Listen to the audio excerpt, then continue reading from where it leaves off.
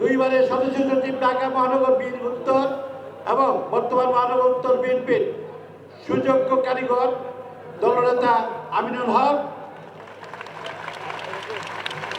আপনাদের আমাদের সকলের এই তেজগাঁয়ের মাটি ও মানুষের নেতা, যুবদল, ছাত্রদল, যিনি নেতৃত্ব দিয়ে আসছেন মহানগরী এবং জাতীয় কমিটি পর্যন্ত, সর্বশেষ ঢাকা মহানগর বিএনপির আহ্বায়ক, মামলা হামলার নির্যাতনের শিকার, কারা নির্যাতিত নেতা, আমার প্রিয় ছোট ভাই জনাব সাইফুল আলম নীরব, আমি চাই সকলে জানিয়ে নেবেন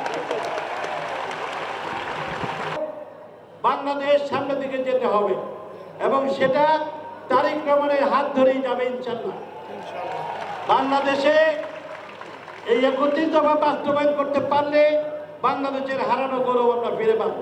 তার জন্য প্রয়োজন তারেক রহমানের নেতৃত্বে বাংলাদেশে বিএনপি ক্ষমতায় গেলে যেই সরকার গঠন হবে, যেই সরকারে আমাদের ভারপ্রাপ্ত চেয়ারম্যান তারেক রহমান নেতৃত্ব দেবেন, প্রধানমন্ত্রী হবেন, তাহলেই ৩১ দফা বাস্তবায়িত হবে এবং বাংলাদেশ হারানো গৌরব ফিরে সামনের দিকে এগিয়ে যাবে। তা আজকে আরেকটি কথা শুধু বলতে চাই, এই কারণ বাজার একটা ব্যবসায়ী এলাকা। এই ২-৩ দিন এই মিটিং হওয়ার আগে অনেক ব্যবসায়ী নাম না বলার সাথে বিভিন্নভাবে যোগাযোগ করেছেন। তাদেরকে আমি আশ্চর্য করেছি, ইনশাল্লাহ এই ঢাকা ১২ আসনের যত মার্কেট আছে, সাইফুল আলম নীরব এবং আনোয়ারুজ্জামান দুজনে মিলেমিশে আপনাদের সকল কিছু প্রতিহত করবো, চাঁদাবাজ মুক্ত করবো, বাংলাদেশ এগিয়ে যাবে।